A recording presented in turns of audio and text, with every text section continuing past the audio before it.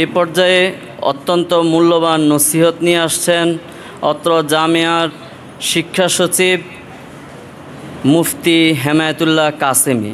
হুজুরকে আগে দেওয়া উদ্দেশ্য এটা, হুজুর একটা বিশেষ প্রোগ্রাম রয়েছে, এজন্য হুজুর আগেই বক্তব্য দিচ্ছে। আসসালামু আলাইকুম ওয়া রাহমাতুল্লাহি ওয়া বারাকাতুহু। আলহামদুলিল্লাহি রাব্বিল আলামিন ওয়াসসালাতু ওয়াসসালামু আলা সাইয়্যিদিল মুরসালিন ওয়া আলা আলিহি ওয়া আসহাবিহি আজমাইন, আম্মা বাদ। আউযু বিল্লাহি মিনাশ শাইতানির রাজীম। বিসমিল্লাহির রহমানির রহিম। হুয়াল্লাযী বা'আসা ফিল উম্মিয়িনা রাসূলাম মিনহুম ইয়াতলু আলাইহিম আয়াতিহি ওয়া ইউযাক্কিহিম ওয়া ইউআল্লিমুহুমুল কিতাবা ওয়াল হিকমাহ ওয়া ইন কানূ মিন ক্বাবলু লাফী দালালিম মুবিন। সাদাকাল্লাহুল আযীম। জামিয়া কারিমিয়া আরাবিয়া মাদ্রাসার হিফজ বিভাগের আজকে উদ্যোগে অভিভাবক সম্মেলন এবং ছাত্রদেরকে যারা হেফজ দিবেন তাদের হাতে হেফজ নতুন দেওয়ার উপলক্ষে আজকের এই আয়োজন। উপস্থিত জামিয়া কারিমা মোহতারাম সাহেব হুজুর, উপস্থিত রয়েছেন জামিয়া কারিমার স্বনামধন্য মুহাদ্দিসিনে কেরাম, মাস্তায়ে কেরাম, অভিভাবকবৃন্দ। আসলে নামাজের সময় একেবারেই হয়ে গিয়েছে। নামাজ তো 1:30টায় আমাদের এখানে হয়। আমাদের ইচ্ছা ছিল যে নামাজের আগে শেষ করা হবে, কিন্তু আসলে সম্ভব হয়ে ওঠে নাই। সেই জন্য আমার মনে হয় যে কথা যেগুলো হয়েছে এগুলি কথা, নতুন কোনো কথা নাই। শুধু আমি এটা বলবো যে আসলে একটা প্রতিষ্ঠানের পড়ালেখা ভালো না মন্দ এটা মূলত নির্ণয় হয় ওই প্রতিষ্ঠানে যারা চাকরি করেন, যারা খেদমত করেন, তাদের সন্তানরা কোথায় পড়ে, এটা পুরো লক্ষ্য রাখবেন। আপনি যদি দেখেন যে এখানকার শিক্ষকরা, ওই প্রতিষ্ঠানের শিক্ষকরাও তাদের সন্তানকে এখানে পড়ান, আপনি দেখবেন অধিকাংশ স্কুল কলেজ দেখবেন, দেখে কি যে এই প্রতিষ্ঠানে শিক্ষকতা করে ওই প্রতিষ্ঠানের সন্তানকে পড়ায় না, আরও নামি দামি প্রতিষ্ঠানে গিয়ে তারা পড়ায়। তার মানে হলো তারাই বলতেছে আমার প্রতিষ্ঠান ভালো নয়, আমার প্রতিষ্ঠান ওই প্রতিষ্ঠান ভালো। কিন্তু জামিয়া কারিমা একটু হিসাব করে দেখবেন, আমাদের এখানে যারা শিক্ষকতা করতেছেন আমি প্রায় সবাই, সকল ওস্তাদ তার সন্তান সবচেয়ে বেশি মানুষ আপন, তার সন্তান এখানে পড়াচ্ছে। আমার সন্তান আমি এখানেই পড়িয়েছি। আমার সন্তান ছিল 4 জন, বলতে পারেন 4 জনেই কিন্তু এখানেই তারা। আমার তো 3 মেয়ে, 1 ছেলে। ছেলেটা তো একেবারেই মক্তব থেকে দাওরা এখানেই পড়েছে, একেবারেই শুরু এবং শেষ। আলহামদুলিল্লাহ সারা দেশের ভালো ছাত্র এবং আমাদের জামিয়া কারিমা এখনও নাম্বার আছে, সে সবচেয়ে ভালো ছাত্র এখন পর্যন্ত। আলহামদুলিল্লাহ এখন পর্যন্ত ভালো ছাত্র, সে নম্বর হাতে দিক দিয়া। তাহলে এরপর আমার মেয়েরাও এখানে পড়েছে। আমি এদেরকে মক্ত হ্যাফসখানা কিছু এখানে পড়াই নিয়েছি, বরং 2-1 মেয়ে তো অধিকাংশ পাড়া এখানে শেষ করেছে। যা হোক, এবার উদ্দেশ্য হলো এই, আপনারা এখানে পড়ালেখার মান দেখার জন্য আর কিছু লাগবে না, যে আমাদের ওস্তাদরা সন্তানদের এখানে পড়াচ্ছেন। আমাদের বড় হুজুর থেকে নিয়ে এই যে আমাদের আনোয়ার গাজী সাহেব, মুফতি ওলিল্লাহ সাহেব, মুফতি জাবের সাহেব, আমি এবং অন্যরাও সবাই এখানে পড়ান। এ নিয়ে আমি আর কোনো কথা বলবো না। 2 নম্বর কথা হলো যে পরিবেশ।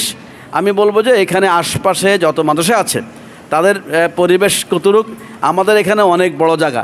এখানে একটা কথা আমাদের বলছে, জাবের সাহেব বলেছেন, একটা কথা বাইরে ছড়াই দিয়েছে, জামিয়া কারিমার ছাত্র বেশি। আরে ভাই, জামিয়া কারিমার ওস্তাদ তো বেশি, জায়গাও তো বেশি।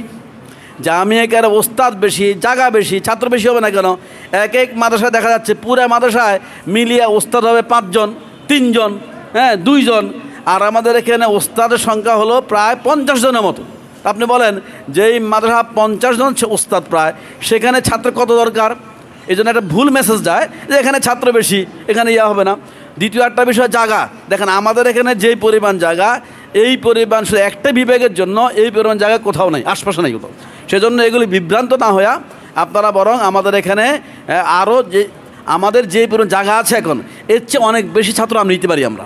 যা হোক, আমি মনে করি যে ছাত্র, ওস্তাদ, অভিভাবক, মাদ্রাসার কর্তৃপক্ষ এই সবাই মিলে ভালো ছাত্র তৈরি করা যায়। মানে অভিভাবক লাগবে, সচেতন হইতে হবে, এবং অভিভাবক ছাত্রের খোঁজ নিতে হবে, দোয়া করতে হবে মাদ্রাসার জন্য ও আশায় গ্রামের জন্য, নিজের সন্তানের জন্য এই খোঁজখবর নিতে সবসময় নেওয়া লাগবে। তাহলে ওস্তাদদের মেহনত, ছাত্রদের চেষ্টা এবং ওস্তাদের নিগরানি, অভিভাবকদের খোঁজখবর নেওয়া এবং সবার সম্মিলিত প্রশাসন যারা আমাদের কর্তৃপক্ষ রয়েছেন, আমাদের মোহতারাম সাহেব সহকারে ঊর্ধ্বতন কর্তৃপক্ষ রয়েছেন, এই সব 4-5 একটা বিষয়, এই 4-5 দিক দিয়ে যদি আমরা সবাই মিলে যদি নাকি ছাত্রের প্রতি লক্ষ্য রাখি, মাদ্রাসার প্রতি লক্ষ্য রাখি, তাহলে ভালো কিছু সম্ভব। আর যদি আমরা কোনো এক জায়গায় দুর্বল থাকি, ধরে নেন ওস্তাদরা দুর্বলতা, পড়ালেখা ভালোভাবে করে না, তাহলে সেখানে ভালো পড়ালেখা হবে না।